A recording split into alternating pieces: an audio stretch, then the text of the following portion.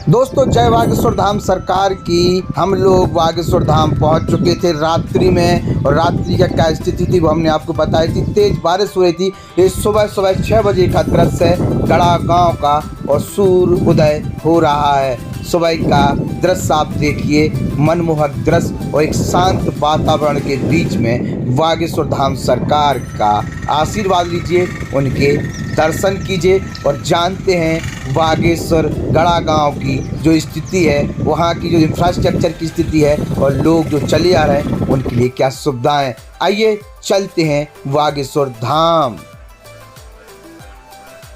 तो दोस्तों आप देख रहे हैं कुओं पर महिलाएं नहा रही हैं। यहाँ पर नहाने के लिए पानी की बड़ी समस्या है, और कोई भी लोग जो आते हैं उन्हें उठने बैठने की बड़ी समस्या का सामना करना पड़ता है।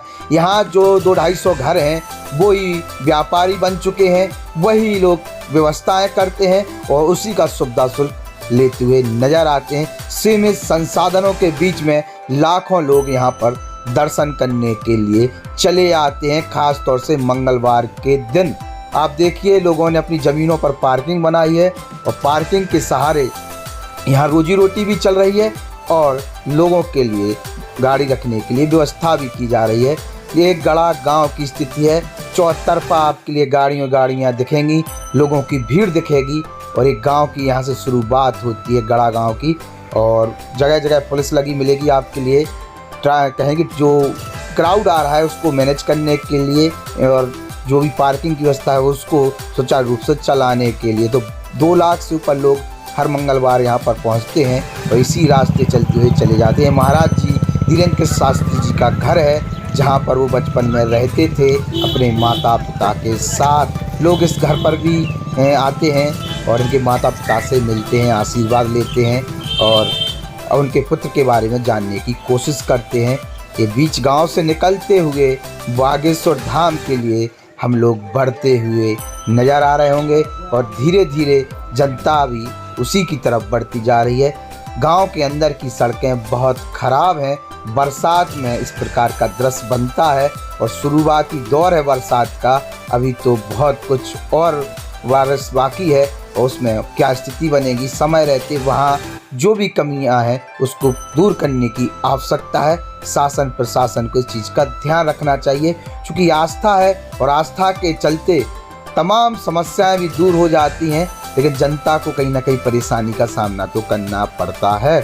और वो गड़ा गांव में देखने को मिल रहे हैं। लोग घर घर दुकान खोलकर बैठ चुके हैं, और कहीं मंदिर से जुड़ी हुई सामग्री को लेके, कहीं सजावट को लेके, और कुछ ना कुछ वहाँ पर है। खाने पीने की व्यवस्था हो, चाहे कहीं की महिलाओं के सामान हो, कहीं ना कहीं सब कुछ वहाँ पर उपलब्ध है, और हर कोई दुकानदार बन के वहाँ पर बैठ चुका है। गांव के लोगों के लिए रोजगार का एक बहुत बड़ा साधन वहाँ पर उपलब्ध हो चुका है। जिस प्रकार से लाखों की जनसंख्या वहाँ दर्शन करने के लिए बालाजी सरकार के जा रहे हैं, और वहाँ लोगों की मनोकामना भी पूर्ण हो रही होंगी, इसलिए लोग जा रहे हैं। और जिस प्रकार से धीरेन्द्र शास्त्री का एकाएक लोकप्रिय होना, लोग जानना चाहते हैं कि बागेश्वर धाम में आखिर है क्या, वहाँ किस प्रकार की व्यवस्था है, और इसीलिए हम लोग बागेश्वर धाम आए हैं आप लोगों को दिखाने के लिए, आप लोगों को बताने के लिए कि बागेश्वर धाम में है क्या, बागेश्वर धाम की क्या व्यवस्था है। यही है मेन गेट जहां से बागेश्वर धाम के लिए लोग अंदर जाएंगे दर्शन करने के लिए बागेश्वर धाम सरकार के। और ये सजावट की दुकान है, मिठाइयों की दुकान है, प्रसाद की दुकान है। लोग यहाँ से प्रसाद मिठाइयाँ लेके जाते हुए दर्शन करते हुए आगे बढ़ जाते हैं।